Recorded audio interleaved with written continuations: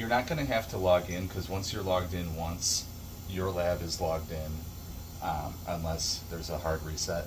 But if you ever do need to log in, your username is the lab number, Okay. and password is 12345. But you're not going to need to do that. Okay. You have your cooler temperature and your set point, and it's in bypass mode right now because it's not calling for refrigeration. So if you go to parameters and then go to cooler, right now there's a 0.2 differential. If the temperature ever gets to 4.2 degrees, that's when the cooler kicks in and the evaporators spin. It'll go down to 3.8 and then it'll stop. So it just feathers back and forth between that window. Okay.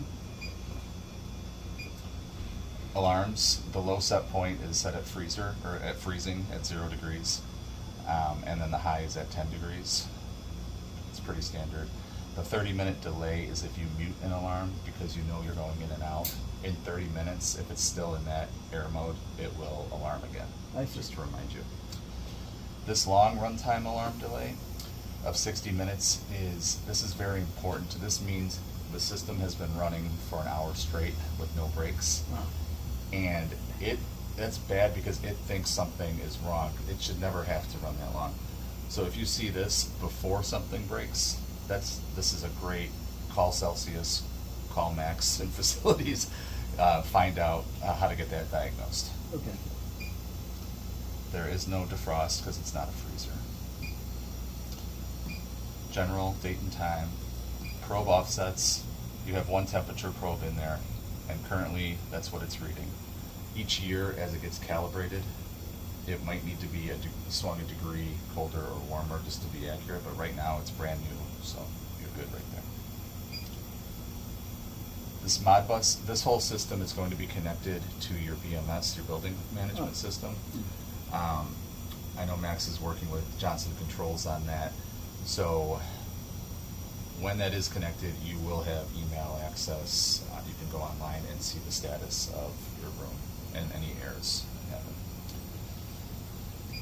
System logs, it's constantly recording. Every 2 minutes it will record the temperature, and there's just an ongoing log of that. User management. Right now there are 2 users. There's the technical user, which I can give you that password, but that's where you get into trouble. That's more for a service company. I can give it to you. You don't want it. No, it's okay. Okay. And then I created your account. So Okay. if you want to add a second account, which that's more in a pharma biotech security thing, but here I would just leave your Yeah. basic account. But that's fine. where it's at.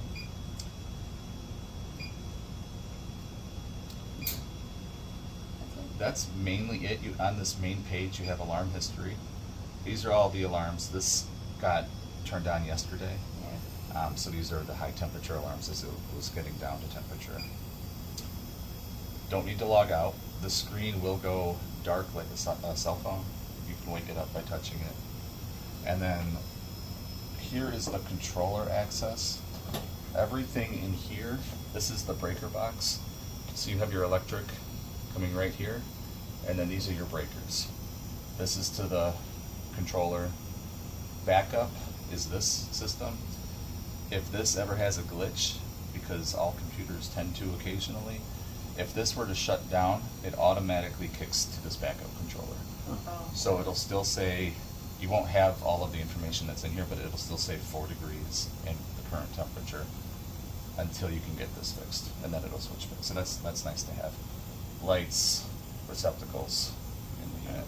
And so who are we supposed to contact, or is somebody notified when this happens? Once it's connected to the BMS system, whoever is connected, I'm sure your lab will be notified, and then maybe Jack or Max in facilities. Okay, good. I believe they're connected, and Max is the one working to connect it to the system now. Okay.